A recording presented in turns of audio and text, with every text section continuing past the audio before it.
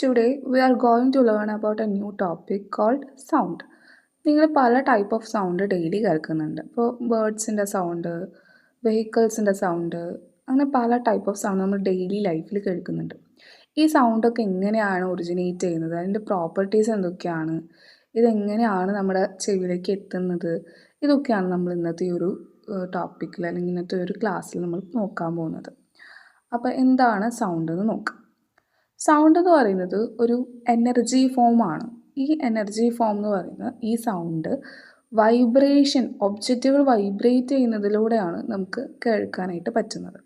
അപ്പോൾ sound as energy. Sound is A form of energy produced when object vibrate. ഒബ്ജക്റ്റുകൾ vibrate ചെയ്യുന്നതിലൂടെയാണ് നമുക്ക് എന്ത് ചെയ്യാൻ പറ്റുന്നത്, സൗണ്ട് എനർജി നമുക്ക് കേൾക്കാനായിട്ട് പറ്റുന്നത്.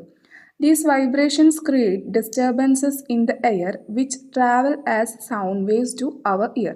ഇപ്പോൾ ഒരു ഒബ്ജക്റ്റ് വൈബ്രേറ്റ് ചെയ്തിട്ട് ആ വൈബ്രേഷൻ നമ്മുടെ എയറിലൂടെ എന്ത് ചെയ്യുന്നുണ്ട്, ട്രാവൽ ചെയ്തിട്ട് ആ ഒരു വൈബ്രേഷൻ ട്രാവൽ ചെയ്തിട്ട് നമ്മുടെ ചെവിയിലേക്ക് എത്തുമ്പോഴാണ് നമുക്ക് സൗണ്ട് എന്ത് ചെയ്യാൻ പറ്റുന്നത്, കേൾക്കാൻ പറ്റുന്നത്. ഓക്കെ, അപ്പോൾ ഇവിടെ അപ്പുറത്ത് നമുക്ക് കൊടുത്തിട്ടുണ്ട് how we hear when sound waves reach our ear. നമ്മുടെ ചെവിയിലേക്ക് ഈ സൗണ്ട് വേവ്സ് എത്തുമ്പോൾ അവിടെ ചെവിയിലുള്ള ടൈനി ബോൺസ് എന്ത് ചെയ്യാൻ തുടങ്ങും, വൈബ്രേറ്റ് ചെയ്യാൻ തുടങ്ങും.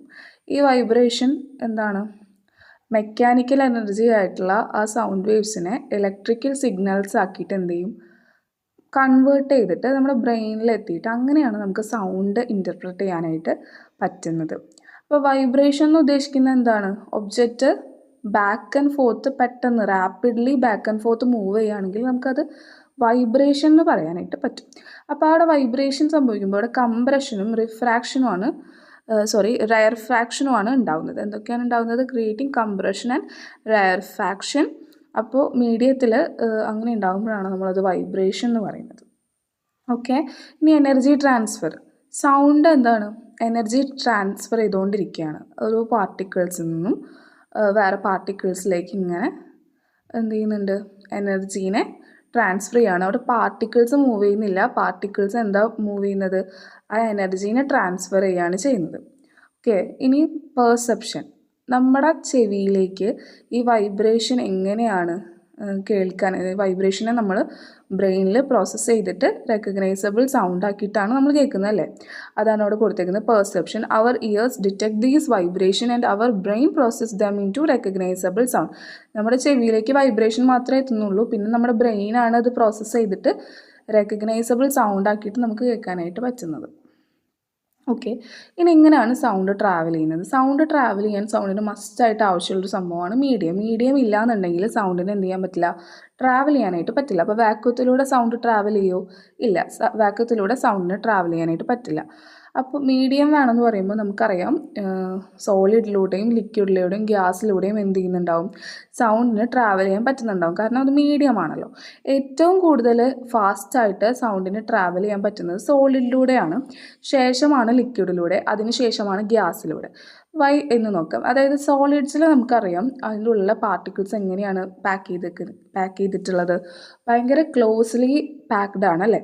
അപ്പോൾ ഈ ക്ലോസ്ലി പാക്ഡ് ആയതുകൊണ്ട് തന്നെ ഈ എന്താ പറയുക, വൈബ്രേഷൻസ് നമുക്കിങ്ങനെ ട്രാൻസ്ഫർ ചെയ്യാനായിട്ട് സോളിഡ്സിൽ എളുപ്പമായതുകൊണ്ടാണ് അവിടെ സോളിഡ്സിൽ സൗണ്ട് പ്രൊപ്പഗേറ്റ് ചെയ്യുന്നത് ഫാസ്റ്റസ്റ്റ് ആയിട്ടും പറയുന്നത്. ആൻഡ് ലിക്വിഡിൽ അങ്ങനെ വെച്ച് നോക്കുമ്പോൾ കുറവാണ്, അതുപോലെ തന്നെ ഗ്യാസിൽ അതിനേക്കാൾ കുറവാണ്. അപ്പോൾ ഏറ്റവും കൂടുതൽ ഫാസ്റ്റായിട്ട് സൗണ്ട് ട്രാവൽ ചെയ്യുന്നത് സോളിഡിലൂടെയാണ്. ഇനി ലോഞ്ചിറ്റ്യൂഡിനൽ വേവ്സും വേവ് പ്രോപ്പർട്ടീസും നോക്കാം. ലോഞ്ചിറ്റ്യൂഡിനൽ വേവ് എന്ന് പറഞ്ഞു കഴിഞ്ഞാൽ വേറൊന്നുമല്ല, സൗണ്ട് വേവ്സ് ലോഞ്ചിറ്റ്യൂഡിനൽ വേവാണ്. ലോഞ്ചിറ്റ്യൂഡിനൽ വേവിൻ്റെ പ്രത്യേകത എന്താണെന്ന് വെച്ചിട്ടുണ്ടെങ്കിൽ വേവിൻ്റെ ഡയറക്ഷന് പാരലായിട്ടായിരിക്കും പാർട്ടിക്കിൾസ് എന്ത് ചെയ്യുന്നുണ്ടാവുക, വൈബ്രേറ്റ് ചെയ്യുന്നുണ്ടാവുക. അപ്പോൾ അതാണ് സൗണ്ട് വേവ്സ് എന്താണ്, ഒരു ലോഞ്ചിറ്റ്യൂഡിനൽ വേവ് ആണ്. ഇനി വേവിൻ്റെ പ്രോപ്പർട്ടീസ്. വേവ്സിന് പല ടൈപ്പ് ഓഫ് പ്രോപ്പർട്ടീസ് ഉണ്ട്. ഇപ്പോൾ ഇവിടെ നമ്മൾ കേൾക്കുന്ന പല സൗണ്ടും പല രീതിയിൽ ഡിഫറെൻ്റ് ആണെന്ന് നമ്മൾ റെക്കഗ്നൈസ് ചെയ്യുന്നത് ഓരോ സൗണ്ടിൻ്റെയും ആംപ്ലിറ്റ്യൂഡിലും ഫ്രീക്വൻസിയിലും വേവ് ലെങ്ത്തിലുള്ള ഡിഫറൻസ് കൊണ്ടാണ്.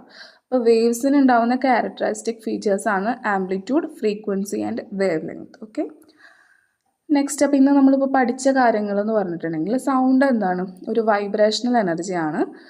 അതുപോലെ തന്നെ സൗണ്ട് ട്രാവൽ ചെയ്യാൻ അത്യാവശ്യമാണ്, മീഡിയം ഉണ്ടെങ്കിൽ മാത്രമേ സൗണ്ട് ട്രാവൽ ചെയ്യുള്ളൂ. പിന്നെ സൗണ്ട് വേവ്സ് എന്ന് പറയുന്നത് ഒരു ലോഞ്ചിറ്റ്യൂഡിനൽ വേവാണ്.